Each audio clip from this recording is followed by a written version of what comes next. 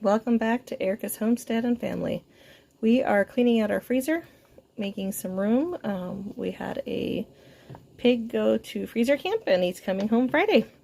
So we are taking everything out of the freezer and preserving like crazy this week. It has rained like crazy here in Colorado and I can't get to work today, so I might as well work here. Anyhow, I have 48 to 49 corn cobs that I just kept in the freezer. I have been boiling them. The water was up to here. It's been at a rapid boil like this for about 40 minutes. I am going to go ahead and take 3.5. I'm actually going to take about 4, just to be sure. 4 cups of this corn broth, I guess you want to call it. And I'm going to be making corn cob jelly with this one. Then I'm going to keep boiling this for another hour. This is going to turn into corn cob syrup.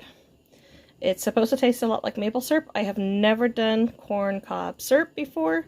I have done the jelly. So we do like the jelly. I'm going to make a batch of jelly and bring you along for both processes. Right now I'm just going to put the broth or water, corn water, into this pot, and I'm going to store it till this finishes for an hour. I can't bring you all the way over the pot because I steam up the camera. So I'm going to go ahead and strain it in through this until I get 4 cups, and then from there put it in here, make sure it's clean. If this is still not clean enough for me to where it's a very good, just like water, just with a very sweet corn flavor behind it, I'm going to strain it through a kitchen towel. So I'm going to get to straining and I'll bring you back. So I've taken out 2 cups. I don't know if you guys want to see it, but there's little bits of corn in there. And it is falling through the strainer. So I had to get one of my rags I have for straining, because I'm out of cheesecloth, and technically you don't have to buy rags. Just take your old white t-shirts, cut them up, turn them into kitchen rags for this type of stuff. Oops, sorry, not in frame.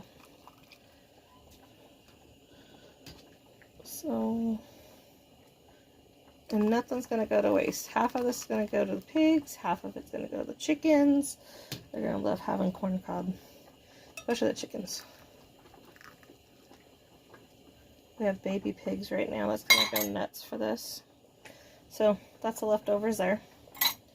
I have 2 cups, just a smidge over. And then we put it over here into the rags. And all we're doing is filtering the last bit of that corn stuff out. And it is super hot. Don't get it on you.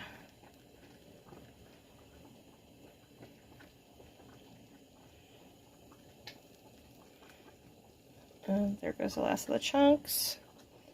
We're just going to hold this up. See how pretty that is? We're going to get the last little bit out. There it goes. Make sure that this does not fall in. It's much easier if I would put my tripod up. But as you can see, it's clear. No bits, no chunks. I've already got 2 in there. There's 2 more. So I'm going to let this cool. I will bring it back up to a boil. That's my recipe back there for my jelly. And I'm going to keep going on the corn cob syrup. And hopefully, as this goes, I'll bring you back. But as you can see, it's really gone down. It's just going to keep boiling down. The instructions I found doesn't really tell you to take these out. Doesn't really tell you to leave these in. So we're going to wing it. The 1870s Homestead is phenomenal. Rachael, she did something similar. And so I followed her directions as well on here. She's left the lid on. The other gal said to leave the lid, or no, Rachael left the lid off. The other gal said leave the lid on. I'm going to choose to leave it off so I can cook this down as best as I can. As these get done, I'm going to take these out. The only thing you need for this is brown sugar. Sorry, brain went dead there for a minute. And if you want some vanilla, I know I'm going to put a little bit of vanilla in here because that's how we like stuff. A lot of vanilla in everything we make. And I'll bring you back. I just put my package of Sure Gel in here. I've just moved things around. So now we're going to stir and make sure that it's well dissolved. And this is for the jelly. The corn cob jelly. And this is 3.5 cups, measured exactly, of the corn cob syrup. Or water, whatever you'd like to call it. So you are going to put 1 box of Sure Gel in here. You're going to bring it up to a rapid boil. Then you're going to add 4 cups of sugar to this. You're going to bring it back, keep stirring for 5 full minutes. 5 minutes, don't stop stirring. It's going to come up to a rapid boil. Then you're going to go ahead and turn it off, skim the top, and put it in the hot water bath. My altitude is for 10 minutes. Make sure you do your recommendation for your altitude. Alright, so this is all we're doing. This has got to come up to a boil. When it does, I'll bring you back before I add the sugar. Alright, getting ready to add the sugar. As you can see, it's steaming pretty good. It is boiling. I just keep stirring it down. Unfortunately, with the steam, you can't quite see it. So, I'm going to go ahead and add the sugar.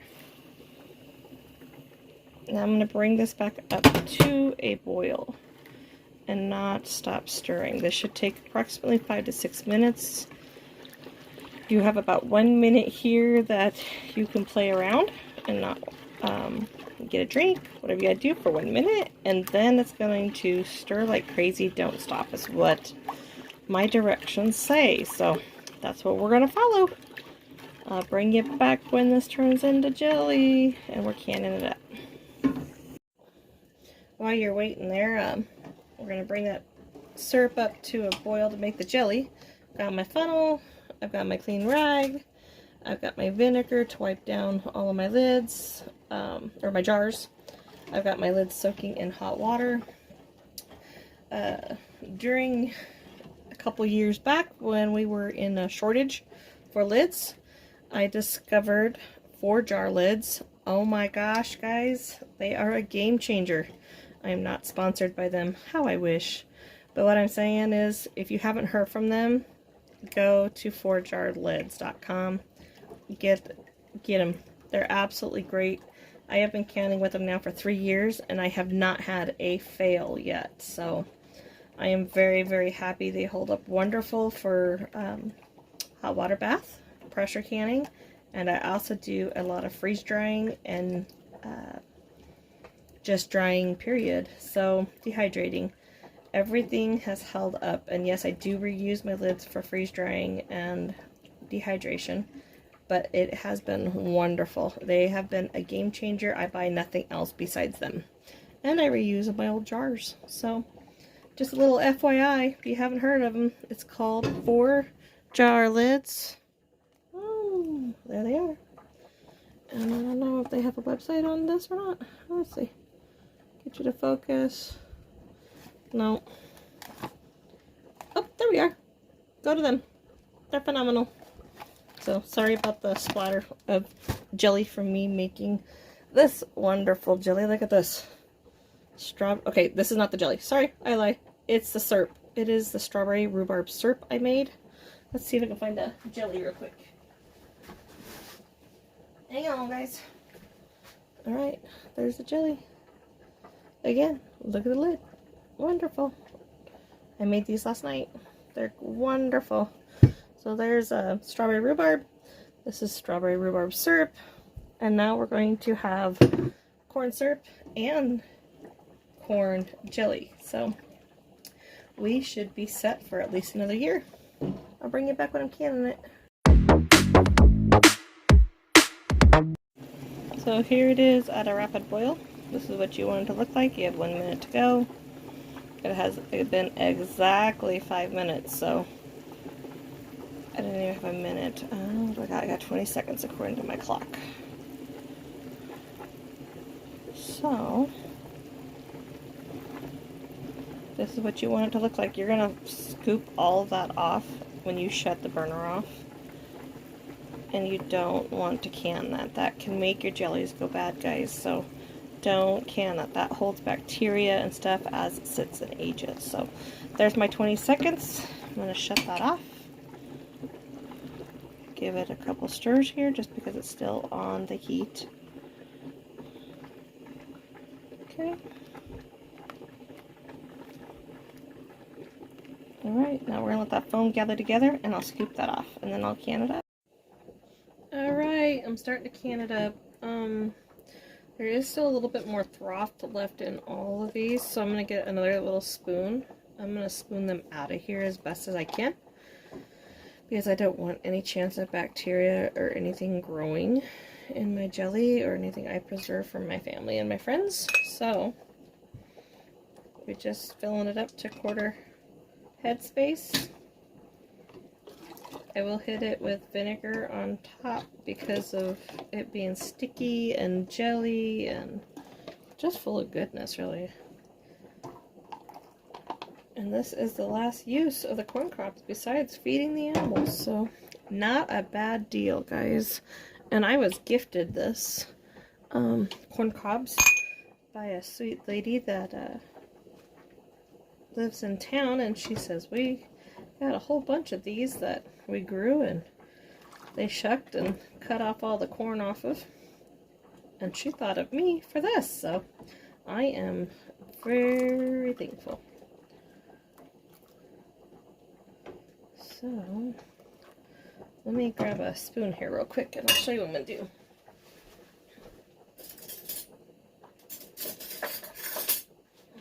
Alright, so I've got my little dish. Let's see, am I bring? Yeah, oops, I haven't been. Sorry, guys. Sorry. Alright, so this white stuff here, it's not just bubbles, it's the froth. And you really want to try to get that out in the pot, but it wasn't coming out. I thought I got most of it. As you can see, this is what I got out. So now I'm just going to go in each jar. And this is why we're going to make sure our rag has hot water on it and vinegar. We want all the little particles of sweetness not to be under our lid. Otherwise you won't get a seal. And you'll have to eat it right away. Not always a bad thing, but this is a lot of jelly to eat all at once. So I'm going to get the rest of this out. I'm sure you guys don't want to hear the clicking. And I'll bring you back when I go to put the lids on and wash them down. Alright, we got them all jarred up. I have my clean rag that's warm. And then I am dipping it in vinegar and getting out anything it feels like it could be particles of sugar. Grabbing my lids. I don't know where my jar lifter is, so don't judge me. Sorry. Or not jar lifter, but the magnet thing, the wand. So from here, I am going to go into my hot water bath because it is hot.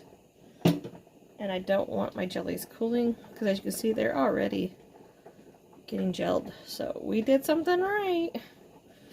To be honest, that's how I got the jelly syrup the other day, because I didn't follow my directions on my second batch. But that's alright. Jelly syrup. That's rhubarb strawberry. I'll take it any day. It is not ruined by any means. So as you can see, I do have all of that froth for the most part. There's a couple little bits, I don't think it's going to make a difference, left in there. This is my spoon. Quite a bit. And we just get it out of there. Get all that yuckies out. You want beautiful, clear product at the end. Fingertip tight. because my water is hot. Sorry guys, I'm bumbling today. Put it in the container. And again, get another part of the rag, dip it back in the vinegar, wring it out a little bit, and I can feel the particles of syrup on this one really bad, so I'm going to go over it maybe 2-3 times. And I'm going to get a different part of the rag, dip it back in,